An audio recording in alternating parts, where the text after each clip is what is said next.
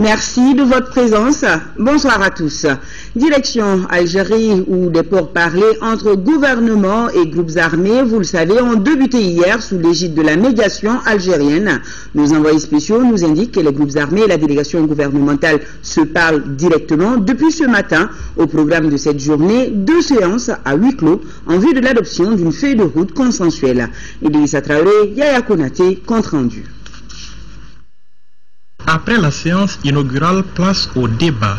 Pour ce deuxième jour des pourparlers inclusifs intermaliens à Alger, la délégation gouvernementale avec ses experts, les facilitateurs et les partenaires se sont tous déplacés à la résidence Selmitak pour 2 séances à huis clos. La première avec les groupes armés signataires de la déclaration d'Alger, MNLA, Mouvement National de Libération de l'Azawad et HCUA, Haut Conseil pour l'unité de l'Azawad notamment, puis la deuxième dans l'après-midi avec cette fois-ci les signataires de la plateforme d'Alger que sont le MAA, Mouvement Arabe de l'Azawad, la CPA, Coalition du Peuple de l'Azawad et la Coordination des Mouvements et Forces Patriotiques de Résistance, CMFPR.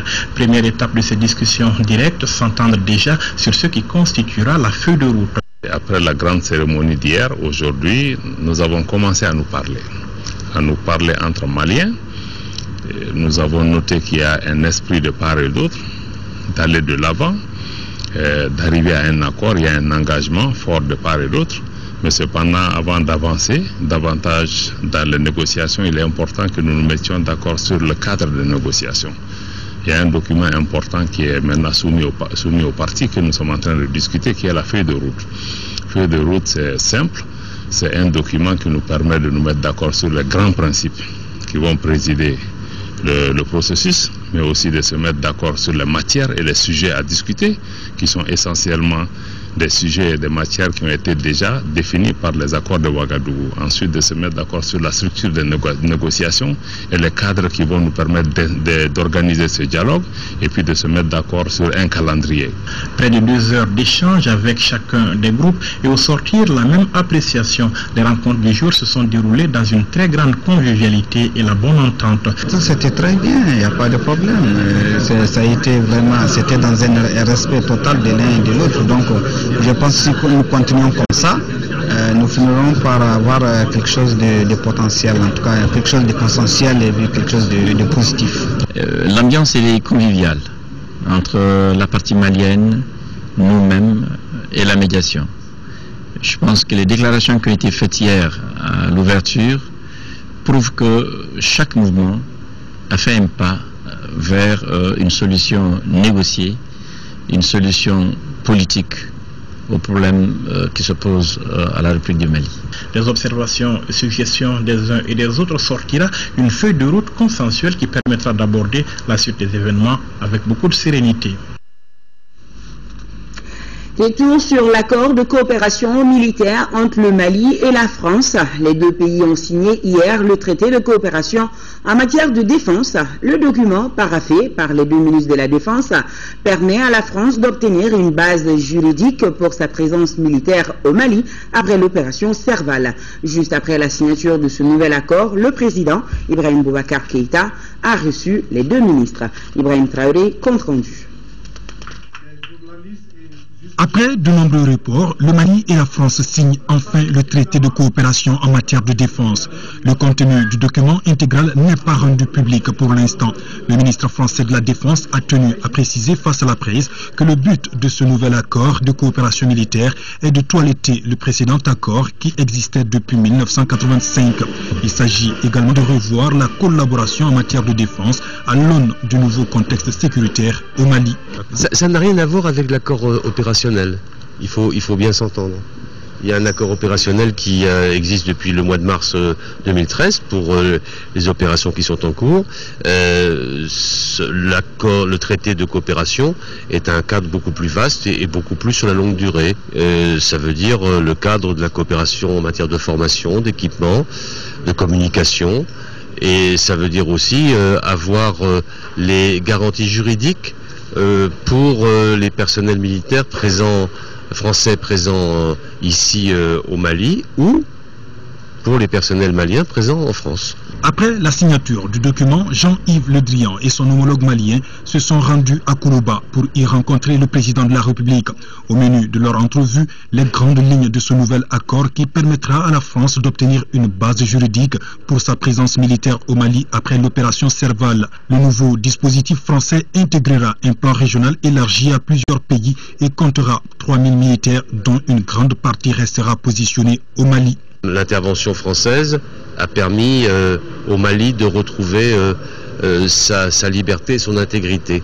Mais il y a toujours les risques que font courir les groupes djihadistes qui essayent sans arrêt de se reconstituer. Mais pas uniquement au Mali. Et donc, la volonté de la France est d'avoir une meilleure réactivité de ses forces pour mener du contre-terrorisme. C'est la raison pour laquelle nous allons nous engager dans quelques jours dans l'opération Barkhane, qui intégrera la régionalisation des forces françaises, à la fois par des forces maintenues sur la durée, ici au Mali, singulièrement à Gao, mais aussi une coordination avec nos forces à Ouagadougou, à Niamey et à Djamena. La situation particulière et complexe de Kidal, indiquant que la position de la France reste claire. Je ne vais dire qu'une seule chose. Nous avons toujours dit qu'il n'y avait qu'un seul Mali. Et donc, à terme, il n'y aura qu'une seule armée. Le Mali et la France ouvrent ainsi une nouvelle page dans leur coopération en matière de défense. Les deux pays sont déterminés à relever ensemble le défi de la lutte contre le terrorisme dans la bande sahélo-saharienne. L'association des municipalités du Mali cherche de l'argent. Plus de 5 milliards de francs CFA doivent être mobilisés pour la prise en charge de 3000 agents de santé communautaire sur une période de 5 ans. La question est au centre d'une table ronde tenue aujourd'hui. Elle était présidée par le chef du gouvernement. Le reportage de Moussa Fani. C'est dans le souci de mieux organiser les approches sur l'offre des soins dans la communauté que l'association des municipalités du Mali met en contre AFA pour rémunérer les 3000 agents de santé communautaire du pays. Nous sommes en début de pérennisation. Nous avons appelé les maires pour leur dire qu'en tant que gouvernement local, ils doivent maintenant réfléchir sur les modalités concrètes de mobiliser de nouvelles ressources pour prendre en charge d'abord partiellement les salaires et les moyens de locomotion des agents de santé de base, en attendant que le gouvernement puisse se libérer de sa part. Au cours de cette table ronde, l'association des municipalités du Mali a aussi lancé son programme d'appui à la pérennisation de l'approche des soins essentiels communautaires. Ce qui nous a amené à négocier auprès de nos partenaires pour les amener à accepter de continuer, de prolonger leur accompagnement jusqu'à 1 an, au moins sinon 2 ans. Nous sommes aux côtés de l'État pour qu'avant cette date fatidique, que nous nous préparons pour assurer exactement la relève à partir de janvier 2016. Le Premier ministre Moussa Mara a rassuré les collectivités quant à l'accompagnement du gouvernement pour la réussite du programme. Je demande aux collectivités et aux communautés réunies au sein des ASACO de gérer avec équité, transparence et justice les fonds mis à leur disposition. Le gouvernement, pour sa part, fera tout son possible pour contribuer dans le financement des actions définies, notamment dans la prise en charge des salaires des agents de santé communautaire qui sont la cheville ouvrière de l'initiative des SEC. Le gouvernement favorisera aussi la mobilisation des ressources internes au sein des collectivités. Les partenaires techniques et financiers ont tous réitéré leur accompagnement pour 2014 et 2015. Quant aux participants, ils estiment qu'ils ont été bien imprégnés de l'état des lieux de la mise en œuvre des soins essentiels au niveau communautaire. Restons avec le Premier ministre Moussa Mara qui a reçu une délégation de l'Église catholique. Les prêtres soutiennent l'État malien dans la promotion de la paix et de la réconciliation. Ils sont venus le dire de vive voix au Premier ministre, nous précise Khadija Toukone. Dans le cadre de l'Assemblée générale annuelle des prêtres qui se tient cette année à Bamako, les religieux ont rencontré le Premier ministre pour lui faire part de leur engagement pour la réconciliation dans notre pays, chose qui était au cœur des prières faites pendant cette assemblée. Notre pays traverse une période difficile depuis 3 ans, qu'il a besoin des prières des uns et des autres et de leur soutien. Donc nous sommes venus exprimer ce soutien et en même temps assurer le chef du gouvernement de notre prière. Nous avons voulu aussi partager avec lui les points que nous avons échangés pendant la rencontre à Samaya, notamment la contribution de l'Église catholique à la réconciliation des Maliens. Nous avons pensé qu'il est bon que nous manifestions aussi donc ce désir des prêtres du Mali et de l'Église catholique en général à participer à ce processus de réconciliation dont notre pays a besoin.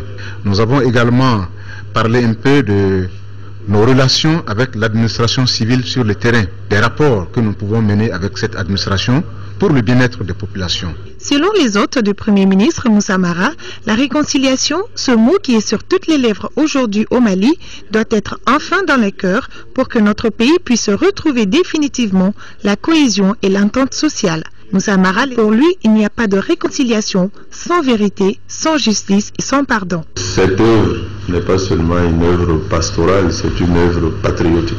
Vous faites en sorte que les Maliens soient cousus les uns et les autres et que ce qui fait la force de notre pays. Nous l'avons dit l'autre jour au moment de la libération des détenus de part et d'autre.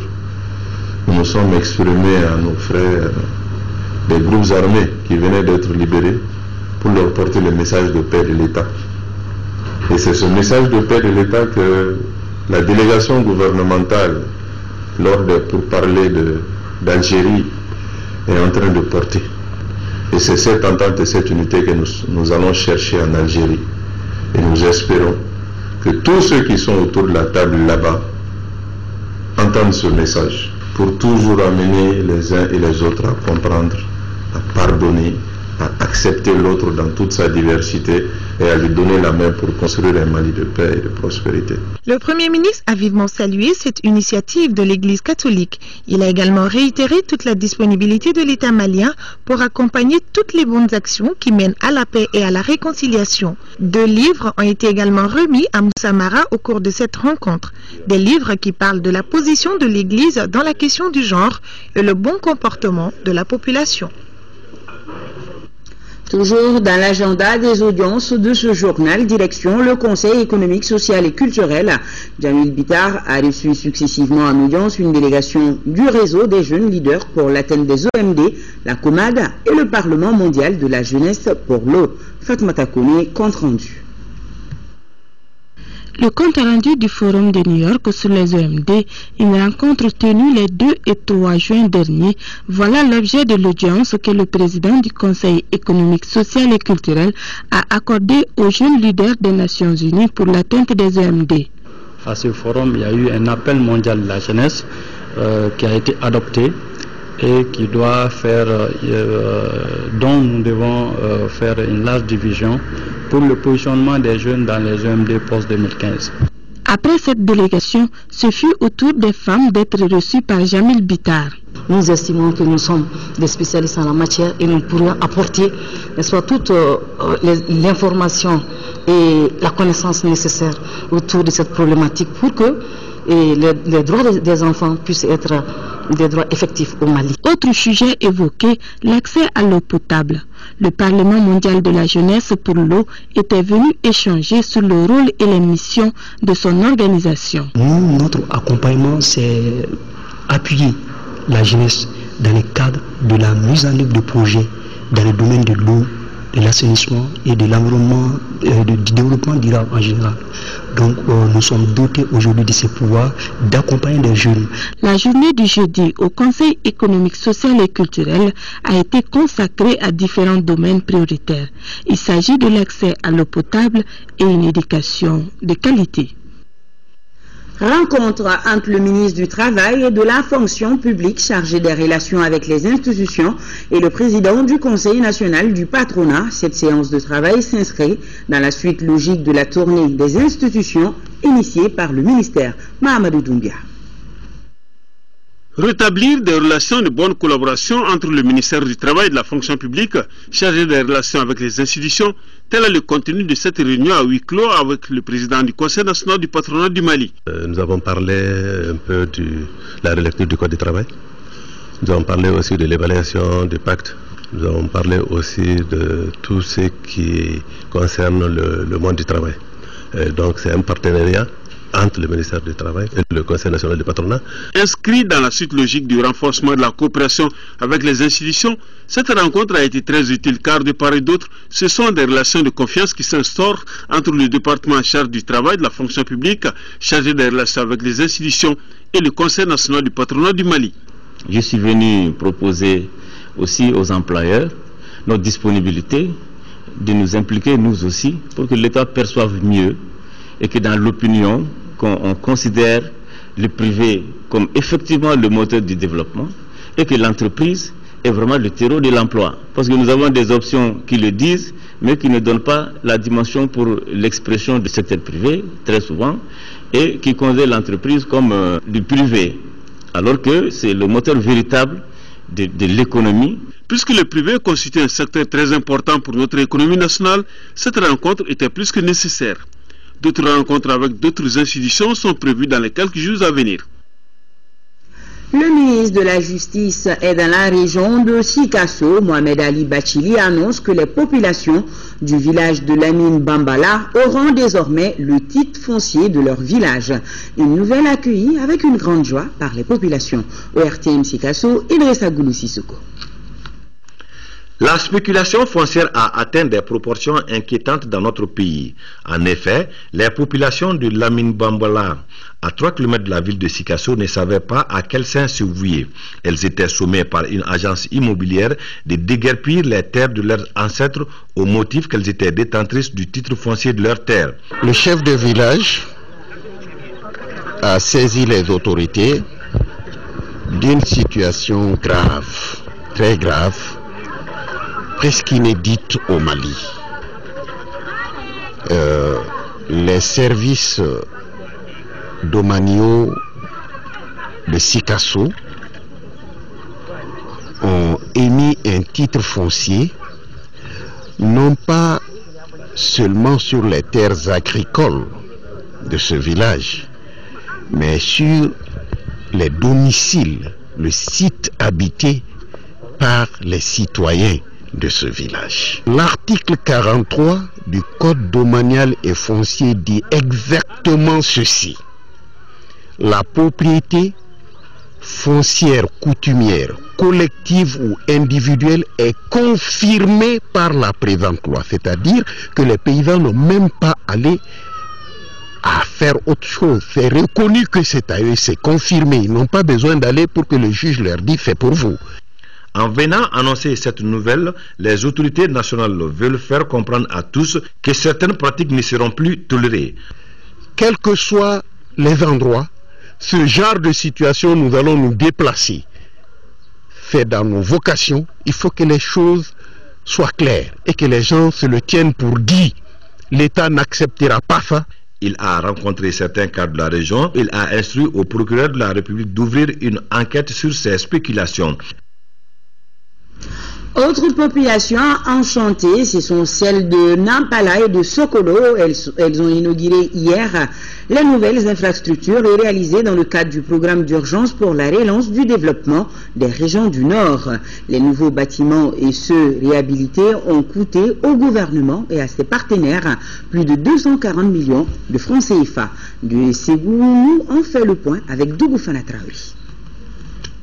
C'est avec enthousiasme et ferveur que les populations de Nampala et de Sokolo ont accueilli les différentes réalisations faites par le gouvernement et ses partenaires dans le cadre de ce programme de relance du développement des régions nord du Mali. L'opération a touché non seulement les principaux services du développement rural, l'agriculture, la santé animale, les eaux et forêts, mais aussi et surtout les bureaux de l'administration centrale. Coût total de l'opération, 241 millions de francs CFA sur les 500 millions prévus pour la région de Ségou. Le relance du développement dans les zones les plus affectées, initié par le gouvernement de la République du Mali, avec l'appui des partenaires techniques et financiers, est apparu pour nous comme une grande opportunité. En plus des rénovations et des nouvelles constructions, l'AGTR, le maître d'ouvrage délégué, a équipé les bureaux de l'administration centrale. Ce que nous avons vu sur le terrain nous a donc réconforté et a confirmé la justesse du système.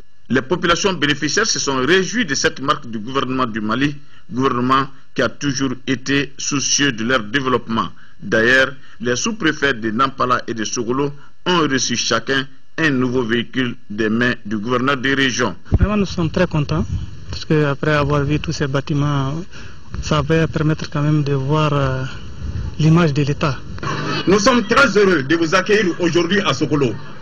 Dans le cadre de la réception définitive de ces infrastructures réalisées, les nouvelles constructions et les nouvelles réhabilitations permettront aux populations de travailler et de se servir de l'administration comme cela se doit. Ici à Bamako, rencontre de haut niveau entre opérateurs économiques maliens et indiens. Une importante délégation indienne séjourne dans notre pays. La rencontre s'inscrit dans le cadre de la mission économique multisectorielle au Mali de la Confédération indienne des industriels. Au terme des travaux, les échanges vont aboutir sur un projet de développement vital pour les deux pays. Alpha Maïga. Relations de commerce. C'est pratiquement autour de ce sujet que sont réunis ici Maliens et Indiens. En clair, il s'agit du développement des affaires, création d'opportunités d'échange entre les deux pays. Votre venue nous est d'autant plus importante qu'elle nous conforte dans l'espoir que nous avons de nouer avec vous, dans le plus long terme, des relations solides d'échange, de développement du flux des échanges entre nos deux pays. La rencontre entre Maliens et Indiens est une première, témoigne la présence de la forte délégation indienne. Leur représentant a saisi l'occasion pour saluer cette initiative. Nous louons la Chambre de commerce et d'industrie du Mali pour son geste généreux en mettant en place cette plateforme d'échange entre les dirigeants d'entreprises de la République du Mali et la délégation indienne des industries en visite en République du Mali. Au terme de la rencontre, il est attendu la mise en place d'un comité de suivi des conclusions. Conclusions qui vont constituer un véritable projet industriel dans le but de la transformation de certaines matières conformément à la politique d'industrie et de commerce du Mali. Le budget prévisionnel de l'Office des produits pétroliers ONAP se chiffre en recettes et en dépenses à plus d'1 milliard de francs CFA. Ce budget est soumis à l'examen et à l'adoption des administrateurs réunis pour la 28e session ordinaire du conseil d'administration de l'Office. Bourama Traoré, reportage. d'1,5 milliard de francs CFA en 2013, le budget de l'Office national des produits pétroliers ONAP est ramené à 1,4 milliard en 2014, soit une diminution de 10%. À l'origine, les difficultés financières observées au niveau de l'État, la non prise en compte des avancements et indemnités de départ à la retraite par le bureau central de la solde. C'est dans ce contexte que se tient la 28e session ordinaire du conseil d'administration de l'ONAP. L'insuffisance des ressources financières a sérieusement impacté les activités de l'Office en 2013. C'est à cet égard que des activités essentielles telles que la négociation des prix fournisseurs et la prospection de nouvelles sources d'approvisionnement, toutes choses qui effectivement auraient aussi contribué à renforcer la stabilité du secteur et sa performance, n'ont pas connu d'effet, faute de financement. Du côté de l'Office, on voit grand en 2014 malgré la diminution du budget.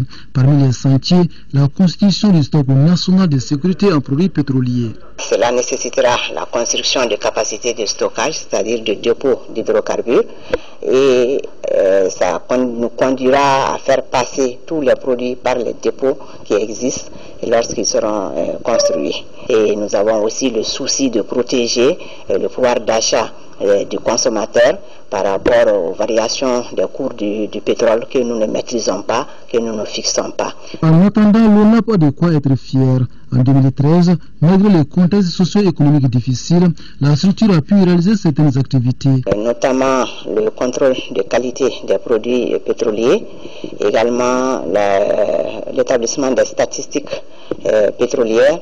Et il y a eu aussi la résolution de certains grands problèmes liés à l'approvisionnement, et notamment concernant le gaz butane et le jet A1.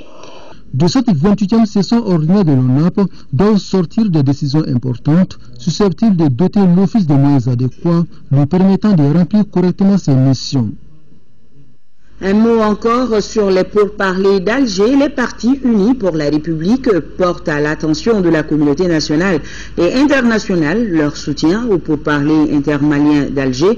Les PUR invitent toute la classe politique malienne à une grande solidarité au nom du Mali. Écoutons Abdoulaye Amadoussi, le président des PUR, au micro de Mamoudou Sidibé. Les partis unis pour la République PUR estiment que la situation politico-sécuritaire qui traverse notre pays exige de pourparlers en vue d'une sortie de cette crise qui sévit dans la partie septentrionale de notre pays. Nous lançons un appel patriotique à tous les groupes armés afin de s'asseoir à la table de négociation pour valider la plateforme proposée par le Haut Conseil du Président de la République. Les PUR, tout en exhortant les parties prenantes au respect strict de l'accord de Ouagadougou, lance un appel à l'ensemble de la classe politique, majorité comme opposition, aux organisations de la société civile, à l'ensemble des peuples maliens à soutenir les actions du gouvernement et du haut représentant du président de la République pour un heureux aboutissement de ces pourparlers. Les partis unis pour la République, tout en souhaitant vivement la réussite de ces pourparlers, expriment leur profond attachement à l'unité, l'intégrité territoriale et la laïcité de la République du Mali. C'est pourquoi nous invitons tous les acteurs à ces négociations à approfondir la réflexion pour la sauvegarde de cette intégrité territoriale qui sera le gage indispensable pour la stabilité et la cohésion nationale du pays. Et nous avons cette déclaration de l'ADEMA-PAIJ sur la situation en Palestine. L'ADEMA-PAIJ suit avec une attention soutenue les dernières évolutions du conflit israélo-palestinien. Le parti solidaire du peuple palestinien condamne avec la dernière rigueur cette barbarie d'un autre âge perpétrée contre des innocents et un peuple dont les aspirations sont légitimes. L'ADEMA-PAIJ exhorte la communauté internationale, les Nations Unies notamment, à s'impliquer davantage dans la recherche d'une paix définitive au Proche-Orient. Rencontre d'échange de partis politiques sur les activités menées par rapport à la gestion des affaires politiques de notre pays durant les 6 derniers mois. La rencontre, qui est périodique, permet aux représentants des différents partis politiques de se retrouver pour analyser les grandes préoccupations de l'heure. Adama Koulibaly.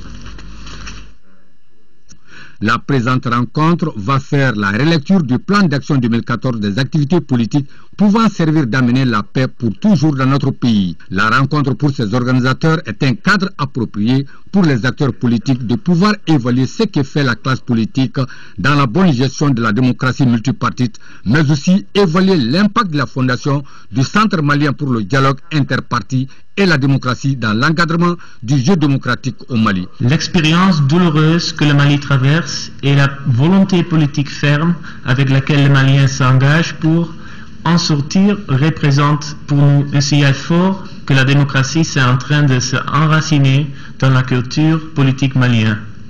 Cet engagement des acteurs politiques maliens constitue un motif de soutien pour la communauté internationale et confirme la vision de l'INT, l'Institut Nirondais, que la démocratie est un processus qui évolue et s'ancre dans les pratiques politiques en fonction des valeurs et des spécificités d'un contexte. Il s'agit de changer les mentalités afin qu'un nouvel élan civique et patriotique puisse arriver. Et je crois qu'à ce niveau encore, la classe politique a du chemin à faire pour pouvoir relouer son blason auprès des populations. La situation politique actuelle de notre pays constitue une épreuve difficile pour nos concitoyens et interpelle fortement nous les acteurs politiques. C'est pourquoi, conformément à ce contexte politique, nous allons revoir ensemble durant cette table ronde ce que nous avons pu réaliser à mi-parcours, les succès et les faiblesses, mais aussi nous analyserons les perspectives à court et moyen terme. Plus d'une trentaine de formations politiques prennent part à cette table ronde. Femmes leaders, paix et réconciliation nationale, c'est le thème d'un atelier initié par le réseau Paix et Sécurité des femmes de l'espace CEDEAO en partenariat avec la MINUSMA. Fatoumata Kouné pour les détails. Les femmes maliennes ont leur mot à dire dans les pourparlers de paix. C'est pourquoi le réseau Paix et Sécurité des femmes de l'espace CEDEAO a organisé cette session. Cela en partenariat avec la MINUSMA. L'atelier qui nous réunit aujourd'hui a pour objectif de faire une synthèse des recommandations que nous, les femmes, souhaiterions voir être prises en compte dans le dialogue national en cours.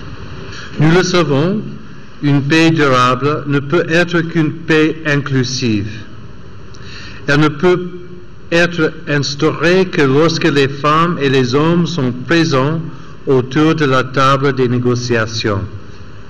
Le plein engagement des femmes est donc essentiel au rétablissement et à la consolidation d'une paix réalisable et durable.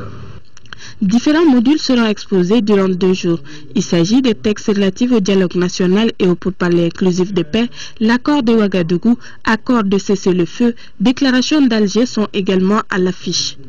Le gouvernement du Mali, pour sa part, continuera à soutenir les efforts inlassables de toutes les associations des femmes en général et en particulier le réseau Paix et Sécurité pour l'instauration d'un dialogue inclusif de toutes les communautés du Mali en faveur d'une paix durable. Pour les organisations présentes à cette cérémonie, les groupements de femmes et d'autres partenaires, de telles initiatives permettront de relever les défis liés au dialogue inclusif et à la réconciliation nationale. L'actualité, c'est aussi cet avion de ligne malaisien avec 295 personnes à bord abattu ce jeudi par un missile sol-air de fabrication russe au-dessus de l'est de l'Ukraine. Les 295 personnes à bord, 280 passagers et 15 membres d'équipage sont toutes mortes. L'appareil, un Boeing, volait à une altitude de 10 000 mètres lorsqu'il a été abattu. Voilà, cet avion de ligne malaisien avec 295 personnes à bord, abattu ce jeudi par un missile sol-air de fabrication russe au-dessus de l'est de l'Ukraine. Les 295 personnes à bord sont toutes mortes. Et l'avion volait à une altitude de 10 000 mètres lorsqu'il a été abattu. La première réunion du comité de gestion des pesticides au titre de l'année 2014 se tient à Bamako. Les travaux sont axés sur le compte-rendu de la 34e session du comité sahélien des pesticides. Batraouri. Une agriculture durable, productive et diversifiée passe par l'utilisation des pesticides. Mais cette pratique est aujourd'hui confrontée à certains problèmes. La prolifération dans notre pays des produits frauduleux et de contrefaçon qui contrarie depuis quelque temps les efforts de l'industrie agropharmaceutique avec comme conséquence, entre autres, les intoxications alimentaires, la baisse de rendement des cultures, la pollution de l'environnement, les pertes de recettes fiscales pour l'État. Examen minutieux des dossiers soumis et propositions concrètes sont entre autres directives données par le représentant du ministère du Développement rural à l'intention des participants. Je profite du haut de cette tribune pour vous exhorter au nom du ministre du Développement rural à un examen minutieux du compte rendu de la synthèse et des recommandations des travaux de la 34e session ordinaire du comité sahélien des pesticides. Le programme minimum d'activité 2014 du CNGP et enfin la problématique liée au fléau des pesticides sur notre territoire eu égard à la porosité de nos frontières et surtout le faible niveau d'équipement de nos services de contrôle. À cette première réunion du Comité national de gestion des pesticides pour l'année 2014 sont présents des représentants des organismes tels que la FAO, l'OMS et le Comité sahélien des pesticides. En 5e région, Luxe Développement apporte au centre de santé communautaire des cerfs de Tenenkou, Louarou, Douanza et de la commune de Kona des matériels de santé, près de 62 millions de francs CFA. C'est le coût de l'opération. Moustapha Doumbia. C'est dans le cadre de son projet Soutien rapide aux autorités maliennes et aux services sociaux essentiels dans les zones post-conflit que l'agence luxembourgeoise pour la coopération au développement Luxe Développement appuie en matériel de santé 9 centres de santé communautaires du cercle de Douanza et les centres de santé de référence. Nous sommes aujourd'hui réunis pour une première donation qui concerne un lot global au niveau de la région de Mopti d'à peu près une enveloppe budgétaire de 62 348 000 francs, dont 14 683 000 pour le cercle de Douanza. Et ça couvre 30 CESCOM au total dans la région de Mopti. Le lot remis au cercle de Douanza est composé entre autres de lits d'hospitalisation, de tables de consultation, de bureaux administratifs, de moustiquaires, d'armoires et de bancs métalliques. Ces jours avaient été déjà annexés par des bandits armés. Il y a beaucoup de matériels qui sont partis. Et si Luxe Développement est arrivé alors à nous doter en matériel, les activités peuvent être relancées. Nous ne pouvons que remercier Luxe Dev pour ces différentes donations.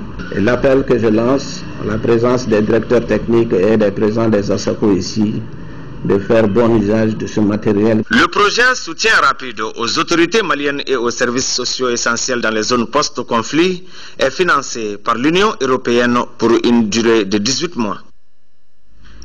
Tenue de la 10e Assemblée Générale de l'Union Malienne des Aveugles UMAV. Agali Ag Azidissa nous en dit plus. C'est la cour du siège de l'Union malienne des aveugles UMAV qui a servi de cadre pour la tenue de sa 10e Assemblée Générale ordinaire. Les délégués des 17 sections de l'Union passent en revue les activités réalisées durant la période 2010-2014. En dépit de la crise qu'a connue le Mali et autres difficultés liées à la mobilisation des ressources financières, le bilan d'activité de l'Union est satisfaisant.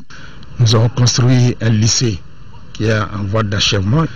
Nous avons aussi augmenté les salaires ici de nos travailleurs de 55% durant la période et nous les avons motivés avec l'octroi de 58 motos. Sur le plan scolaire, nous avons un taux de réussite de 81% en moyenne.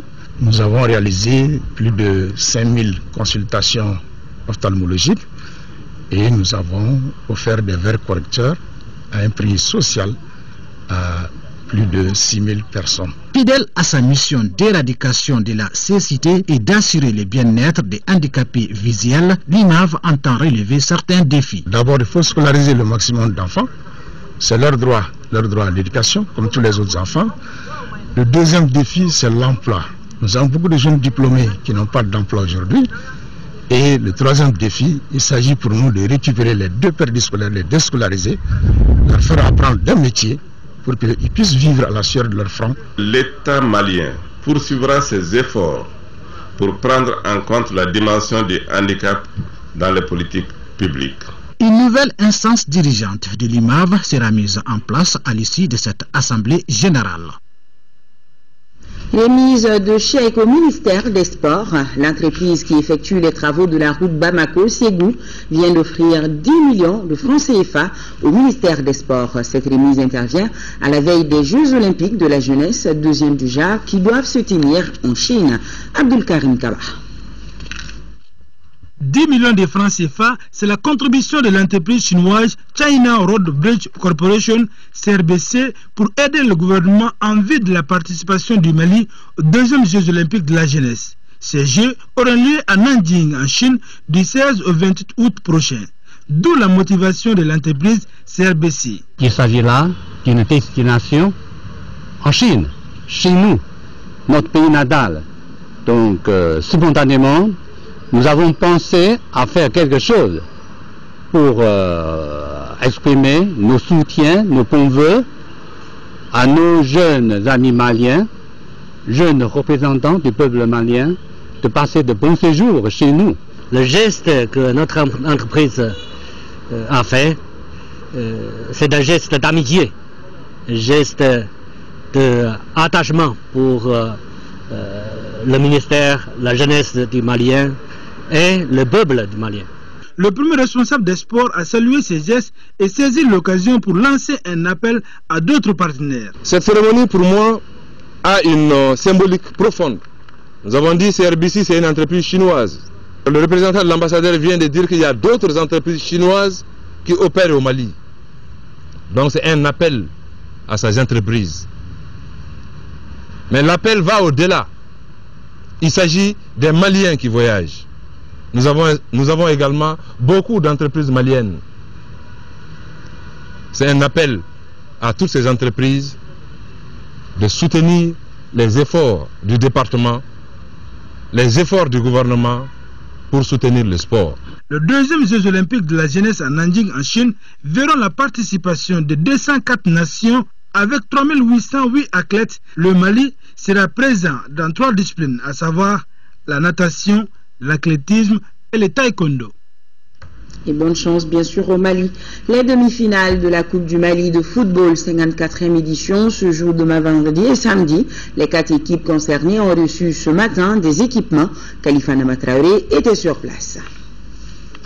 La Fédération malienne de football et son partenaire Orange Mali se donnent une fois de plus la main pour réussir la bonne organisation de l'édition 2014 de la Coupe du Mali de football. À la veille des demi-finales, ils ont tenu à habiller les 4 clubs concernés, à savoir le Stade malien, les 11 créateurs, le Djoliba AC et l'AS. L'addition, c'est-à-dire l'arrêt de ces équipements aux équipes qualifiées aux demi-finales de la Coupe du Mali n'est pas une clause contractuelle, mais nous l'avons imaginé et voulu pendant toutes ces années pour encourager les équipes pour se hisser au dernier carré d'as de la Coupe du Mali. Parce que comme vous le savez, surtout la finale de la Coupe du Mali est la vitrine du football malien. C'est pour dire aux équipes d'être à la hauteur de l'événement et que le fair play prévale. Parce que sans fair play, sans le respect du jeu, le football malien ne partira pas loin. Nous avons souhaité alors inviter le président de la fédération croate pour la finale et le match de la finale sera dirigé par 3 arbitres croates et le 4e arbitre sera malien. En demi-finale, ce vendredi, le Stade malien de Bamako, tenant du trophée, rencontre les 11 créateurs et samedi, le Djoliba AC sera face à l'AS Real. La grande finale de la 54e édition de la Coupe du Mali de football est prévue le 31 juillet. C'est tout pour ce journal. Merci de votre aimable fidélité à l'ERTM. La météo tout à l'heure avec Abibatou Diakité. Demain, 10h, 13h, vous serez avec Mohamed Touré. Les éditions du soir seront une présentation de Amadou Sankari. Grand merci à nos téléspectateurs de Kita, Tukoto et Kai. C'est au Mali. Bonsoir à tous.